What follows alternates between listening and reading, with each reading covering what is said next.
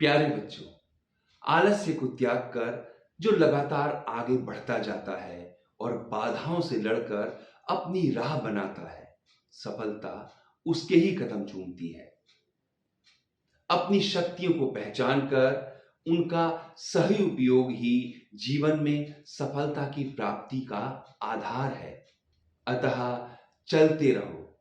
सतत कार्य करना, अभ्यास करना ही इस पाठ का मूल है। तो आइए पढ़ते हैं पाठ चरैवेति चरैवेति। निराशा से हाथ पर हाथ रखकर बैठना हार को बुलावा देना है। रुक जाना मौत का नाम है। कहावत है, गतिशील पत्थर पर काई नहीं लगती। काम में आने वाले लोहे पर जंग नहीं लगती। रुका पानी सड़ जाता है। मेहनत से बचने वाला आदमी निकम्मा हो जाता है।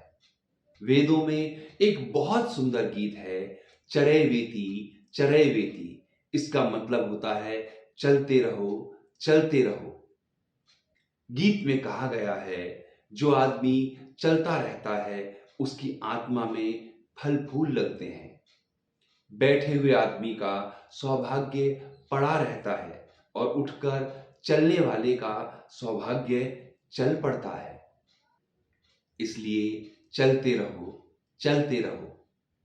गीतकार आगे कहता है, चलता हुआ आदमी ही मधु पाता है, मीठे फल चखता है। सूरज की मेहनत को देखो, जो हमेशा चलता रहता है, कभी आलस नहीं करता। इसलिए चलते रहो, चलते रहो। आदमी का सबसे बड़ा दुश्मन है आलस। वह हर घड़ी ताक में रहता है।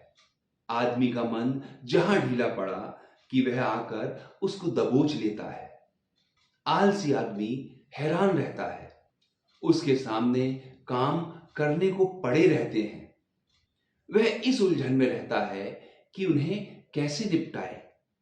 काम पूरे नहीं होते तो वह तरह तरह के बहाने खोजता है। उसमें बहुत से दुर्गुण पैदा हो जाते हैं। इसलिए बुद्धिमान आदमी आलस को कभी पास नहीं फटकने देते। जब गांधी जी आगा महल से छूट कर आए थे, तब उन्होंने कस्तूरबा गांधी ट्रस्ट का विधान बनाया था। उन्होंने एक साथी से कहा कि सवेरे प्रार्थना के समय वह उन्हें विधान पूरा करने की याद दिला दे। अगले दिन जब सब प्रार्थना के लिए इकट्ठे हुए तो उन सज्जन ने गांधी जी को याद दिलाना चाहा, लेकिन वह कुछ कहें कि उससे पहले ही गांधी जी ने विधान निकालकर सामने रख दिया। बोले, तुमसे मैंने याद दिलाने को कहा था, पर बाद में मुझे लगा कि भगवान दिन का काम देते हैं तो उसे करने की शक्ति भी देते हैं। यदि हम उस काम को उसी दिन नहीं कर डालते तो भगवान की दी हुई शक्ति का पूरा उपयोग नहीं करते हैं। यही सोचकर मैं रात को बैठ गया और विधान को पूरा करके सोया। गांधी जी ने अकेले इतना काम किया, उसका रहस्य यही था कि उन्होंने आलस को हमेशा दूर रखा। जिस समय जो काम करना था उसी समय उसे पूरा किया। प्रकृति हर घड़ी अपने काम करती रहती है।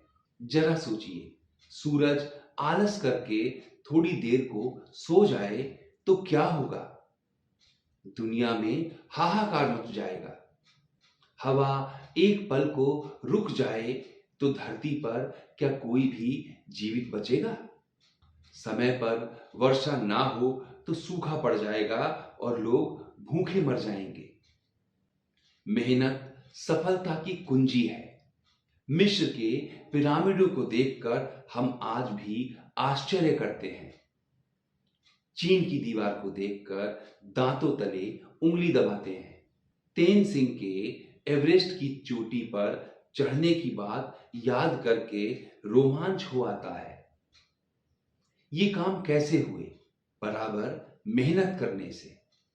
यदि आदमी परिश्रम से बचता तो दुनिया को कैसे पता चलता समुद्र कैसे पार होते हैं, पहाड़ों की चोटियों पर लोग कैसे पहुंचते हैं, आदमी पृथ्वी की परिक्रमा कैसे कर पाता, रेल, मोटर, हवाई जहाज कहां से चलते।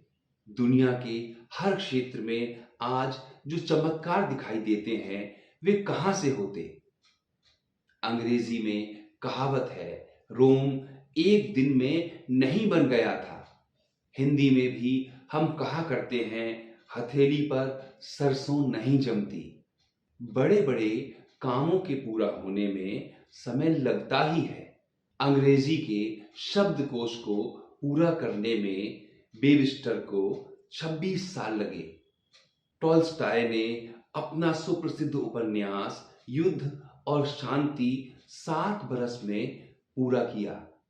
जॉर्ज स्टीफेंसन रेलगाड़ी का सुधार करने में 15 बरस जुटा रहा। बड़े कामों के लिए बड़ी साधना की जरूरत होती है। जितना गुड़ डालोगे उतना ही मीठा होगा। यह कहावत बिल्कुल सही है।